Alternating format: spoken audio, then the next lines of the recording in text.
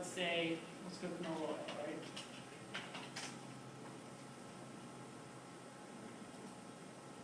Okay, so when I need to make a menu, this is the United States Department of Agriculture database.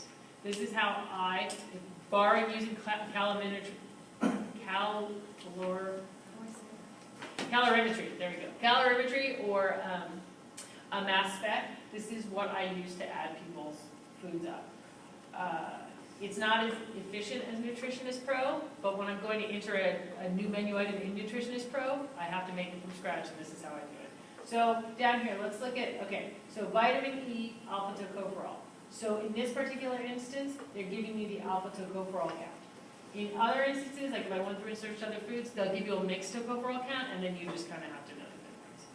I love this database. All right, anyways, so here we go. Okay, so the naturally occurring versus synthetic, meaning did we make it in a lab or is it found in nature somewhere?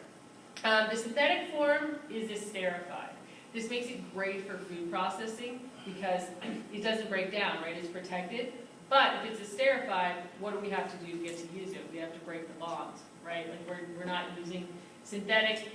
If we take in synthetic vitamin E, we can't use it the same way that we can an unesterified form. So I will highlight that, just so you know the difference. That's more of a 410 thing. I don't know how far into food preservatives they go, or if you're an FST major. Okay, so absorption, transport, and metabolism.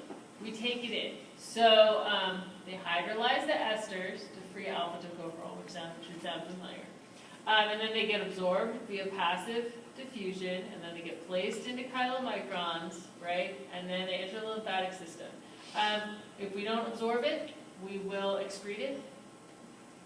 So it says the average absorption estimate is 50%. So diffusion is relatively, usually passive diffusion is based on the gradient. So if you really don't have very much and you just took in a lot, you're going to get a higher absorption rate.